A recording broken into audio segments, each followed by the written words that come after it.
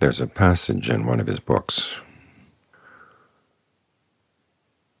where John Lee blurs the distinctions between virtue, concentration, discernment. Concentration, he says, is a developed aspect of virtue. As you're sitting here, you're not only observing the 5 precepts outside, but as you get the mind into concentration, you're observing them inside. You're not killing your good qualities. You're not stealing the bad qualities of other people to think about. You're not engaging in illicit thoughts about sex. You're not lying to yourself, and you're not intoxicated. You're alert. You're mindful.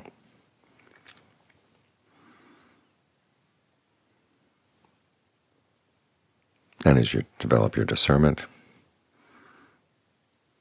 you bring the mind to deeper and deeper levels of peace. So discernment is an advanced version of concentration.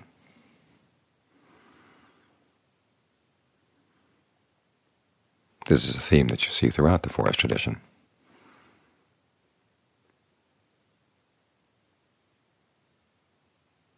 John Cha makes a comparison. He says the practice is like a mango. The mango has one end where the stem is and another end on the other side, but it's all one mango. Virtue is the stem side. Discernment is the other side, but it's all one mango. So the question is, what is the advantage of thinking in these ways? Well, one is that it reminds you that as you work on any of the 3, you're strengthening the 2 others. This is why when Ajahn Suwat was asked how to bring meditation into daily life, he said, work on your precepts.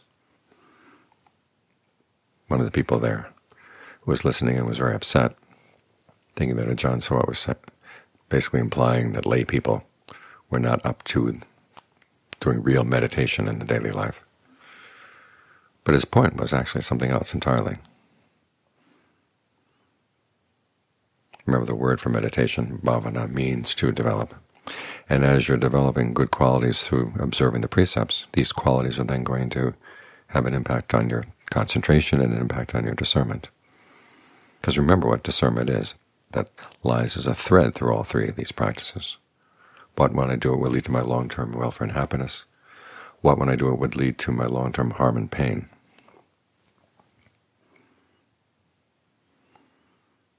So by observing the precepts, you're working for your long-term welfare and happiness.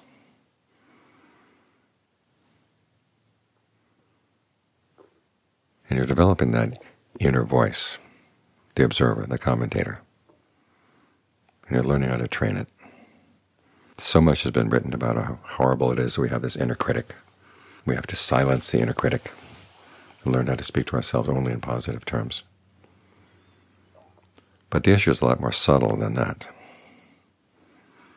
The inner critic has to know what are the values that you want to talk about. What are the things that you should be observing? And you should be observing, when are you doing harm? How can you stop doing harm? And how many levels of harm are there? There are many levels. There's a harm you can do with your speech. Harm to yourself, harm to others. Harm you can do with your actions. And as you get into concentration, harm is not quite the word, then it turns into disturbance. How do you disturb yourself when you're meditating? You start out with directed thought and evaluation. But there comes a point where you don't need those aspects anymore, and you have to drop them, and you get into a state of concentration that's less disturbed. Then the disturbance is the rapture. You drop that, go to the pleasure. And then you get to a point where even pleasure seems to be a disturbance. The mind wants to be really still. The fact that you have to breathe seems to be a disturbance. You want to be still.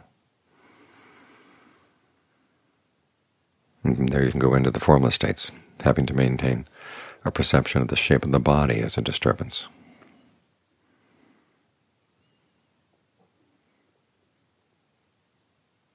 and so on through the various levels of concentration. And then, of course, with your discernment.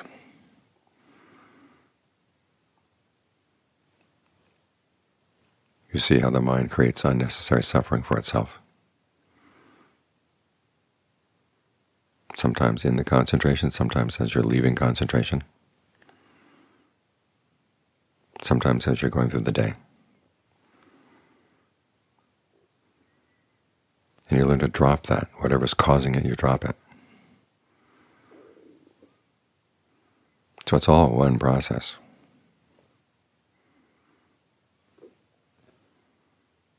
Simply, it differs in levels of subtlety.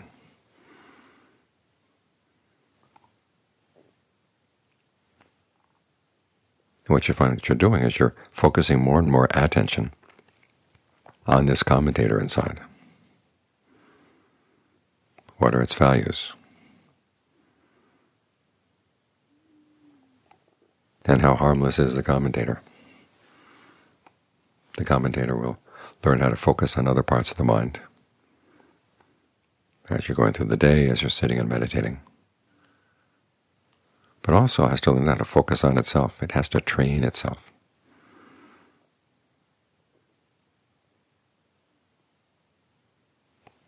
For instance, I may be focusing on the fact that your emphasis on pressure on the breath is too strong. But how does it tell you that it's too strong? Does it tell you in a way that's self-defeating or in a way that's encouraging? Here's a mistake you're making, but you can undo the mistake and you can get more and more skilled.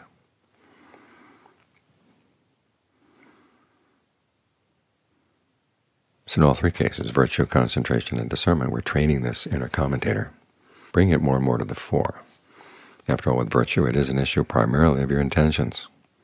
What is your intention in acting? What is your intention in speaking?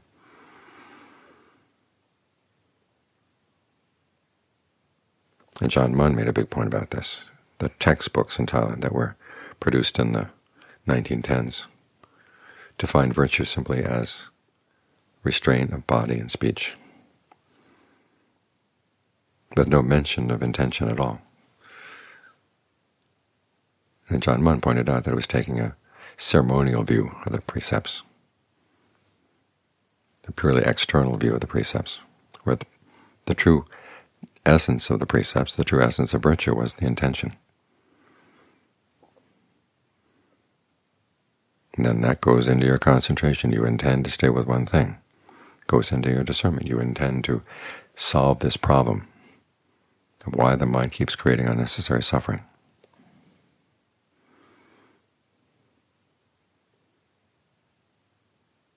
And so you reflect.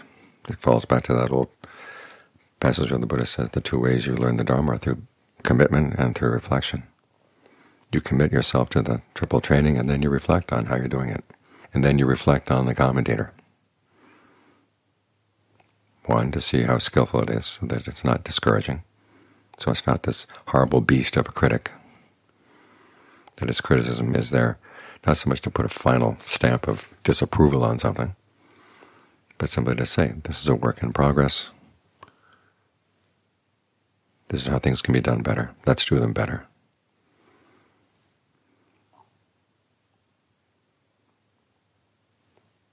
And so all three are similar, all three are connected in that they're training that inner commentator.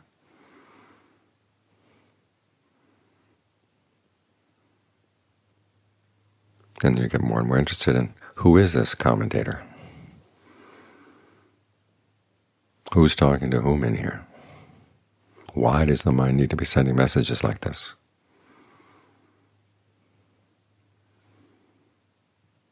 That's when it gets really interesting.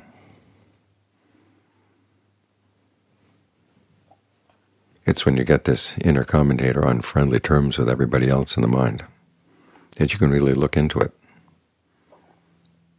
Not trying to push it away, not trying to deny it, but just simply seeing what's going on. Why does this have to go on?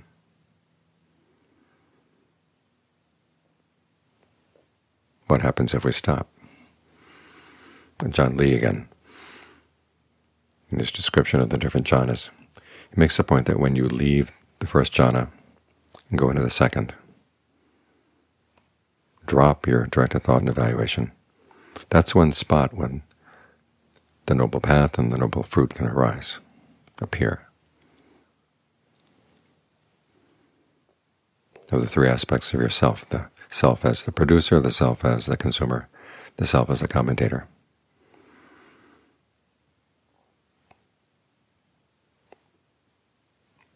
Focusing in on the commentator, you see an awful lot. And when you can let go of it, there's a lot of freedom. But you can't let go until it's been trained. And who's going to do the training? It has to train itself. This is why we say you don't drop your sense of self right at the beginning. You learn how to train your sense of self until it's no longer needed. That's when you put it down.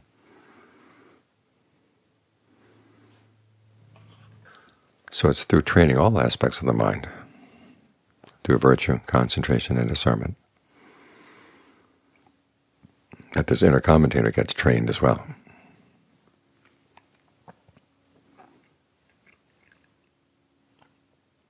And when it's well trained, you can see it for what it is.